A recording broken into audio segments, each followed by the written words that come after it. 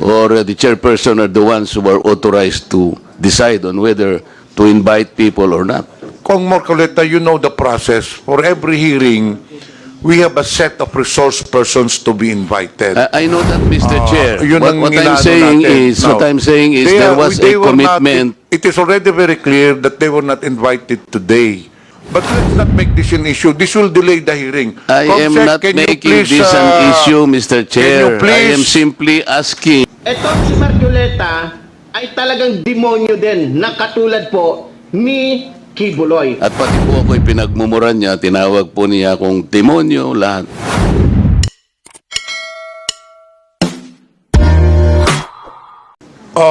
Mr. Chair, I remember also the committee committed during the last hearing that I attended that we will also invite representatives from Philippine Inquirer and Philippine Star because of the issue that I raised.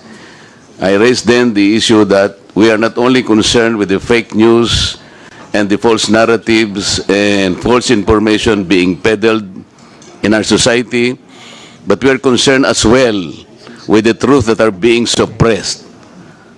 Truth that might have given enlightenment and further information for our people, but they were deliberately and intentionally being suppressed for reasons that they themselves know. This is also alarming as well, Mr. Chair. So, I was promised by the committee last time that in the next hearing, representatives from these two giant broad seats will also be invited to shed light Representative information that they should. Marcoleta, according to the COMSEC, the representatives from Philippine Daily Inquirer and ano yung isa? Philippine Star? Yes, Mr. Chair. Were present during the last hearing. However, accordingly, there were no members who asked questions to them. So, is there any representative from Inquirer and Philippine Star at the moment? Wala. So then maybe we can invite them next time.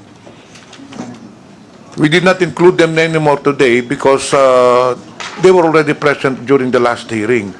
Does that follow, Mr. Chair, that because nobody questioned them in the last hearing, they can simply absent themselves today? We required them to attend the last hearing. And now, we have invited other resource persons. May I inquire from the COMSEC, were they invited today? So that we will be fair. According to COMSEC, Congressman Marcoleta, the Philippine Daily Inquirer and Philippine Star were not invited. So may we know- know the reason why they were not invited today, Madam Chair? The COMSEC has the liberty to decide on this, or the chairperson are the ones who are authorized to decide on whether to invite people or not.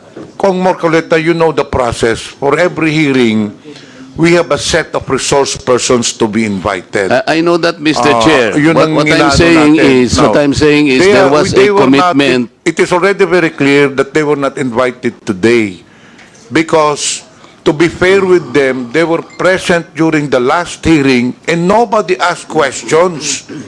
Kaya nga, hindi na sila inibita because we are focusing on other resource persons. Kaya nga po, yun ang if gusto that kong is- itanong. If that would be the case, if you would like to really insist, then we will invite them. Or if you want, if you can wait, we will call them and have them come here to send a representative. But let's not make this an issue. This will delay the hearing. I am Comsec, not can you making please, this an issue, Mr. Chair. I am please- simply asking kung sakali pong hindi sila Hindi nga natin natanong. na-imbita, Congressman Marcoleta. I'm Yun nga sorry po, to why say. would the COMSEC decide by themselves? Sana po yung chair ang magdi-decide. Yun lang naman po ang punto. The They will- COMSEC cannot decide on who to invite or who cannot be invited. And chair po ang may prerogative. It was a prerogative of the chairman not to invite them because they were not asked questions already. In fairness to them, they were diligent in attending the previous hearing, but unfortunately, nobody asked them a question. So it would be redundant to ask them to be present here again. So may I now And- proceed, Mr. Marcoleta, to other matters. And may I ask that the short video, Mr. Chair, be be shown because that will provide context Okay. already. In that case, Comsec, please.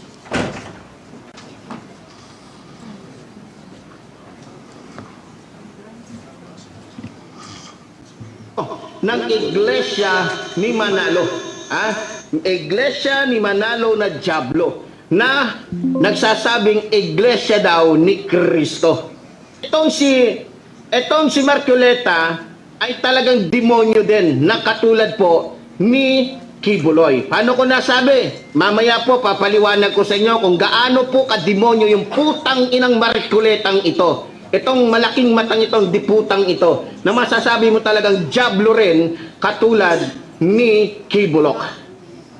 Mr. Chair, yung vlogger na yan, ang pangalan niya sa social media is Epipanio Labrador. Hindi ko po siya kilala. Narinig po ninyo kung murahin niya yung aking relihiyon na kinabibilangan.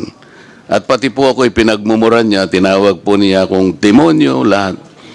Pero hindi po ako kumikibo. Ang sinasabi ko lang, kung tayo'y talaga ay i-address po natin ang mga ganitong klaseng paninira na mga narratives, ay siguro po pati itong mga ganitong klaseng tao ay may patawag din natin. Ako po, kahit na po ano pang sabihin nila, I will just stay as I am. As transparent and as accountable as I am. Because right now, what we need are people that can probably criticize us to the height of even abusing their rights. Pero ako po, walang problema sa kanila. Ay darating din po ang panahon that these people will be rendered useless. At wala nang maniniwala sa kanila until time will come na masasabi ng tao that they are stupid, useless people and they are simply liars. Tayo po, ang ating role lang basta ayusin lang po natin ang ating pagsisilbi. Kahit ano pong sabihin nila sa atin. Tingnan po niyo yung pagmumura nila sa akin. Wala naman po akong hindi ko po nga kilala yan Kung murahin niya po ako, parang kayo po, narinig po ninyo lahat kung anong pinagsasabi niya. But people, I think, will not believe him. Dahil hindi po ako yun, yung sinasabihan niya. Maraming salamat po, Mr. Chair. That is precisely the objective of this hearing, Representative Marcoleta. So, are you requesting that Mr. Epipanio be called to be invited for the next hearing? By all means, Mr. Chair, and I will thank you for that. Comsec, please take note. The said person that has been mentioned earlier by Representative Marcoleta will be invited for the next hearing.